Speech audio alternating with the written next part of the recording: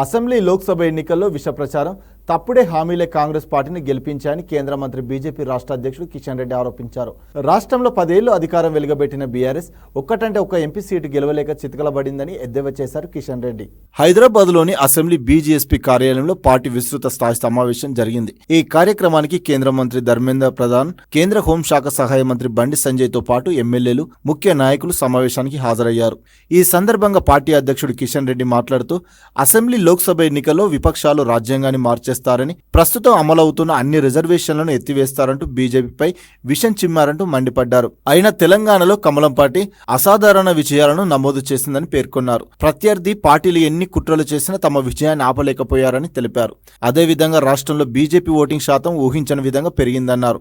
దేశ భద్రతను, ప్రజల అవసరాలను దృష్టి పెట్టుకుని కేంద్ర ప్రభుత్వం చేపడుతున్న సంక్షేమ కార్యక్రమాలను గుర్తుపెట్టుకుని బీజేపీకి ఓటు వేసిన తెలంగాణ జనానికి సెల్యూట్ చేస్తున్నారని కిషన్ రెడ్డి అన్నారు.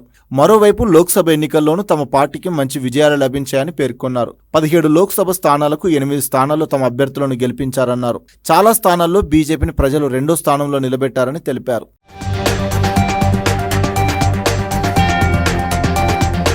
కామారెడ్డి అసెంబ్లీ నియోజకవర్గంలో బీజేపీ చరిత్రాత్మక విజయం సాధించిందని కిషన్ రెడ్డి అన్నారు. అక్కడ మాజీ సీఎం కేసీఆర్ ప్రస్తుత సీఎం రేవంత్ రెడ్డిని ఓడించి బీజేపీ అభ్యర్థి వెంకటరమణారెడ్డి పట్టం కట్టారని గుర్తు చేశారు. రేవంత్ సొంత ఉమ్మడి జిల్లా అయిన మహబూబ్ నగర్ లోను కమలం వికసించడం ఆనందదాయకమని కిషన్ రెడ్డి తెలిపారు. మొత్తం 44 అసెంబ్లీ స్థానాల్లో బీజేపీ అభ్యర్థులు 2వ స్థానంలో ఉన్నారని తెలిపారు. ఈ పరిణామం రానున్న రోజుల్లో రాష్ట్రంలో బీజేపీ అధికారాన్ని చేపట్టేందుకు శుభ సూచకమని పేర్కొన్నారు. 100 రోజుల్లో 6 గ్యారంటీలు అమలు చేస్తామని చెప్పి కాంగ్రెస్ మోసం చేసిందని, ప్రభుత్వం ఏర్పడి 7 నెలలు గడుస్తున్నా హామీలు అమలు కావడం లేదన్నారు.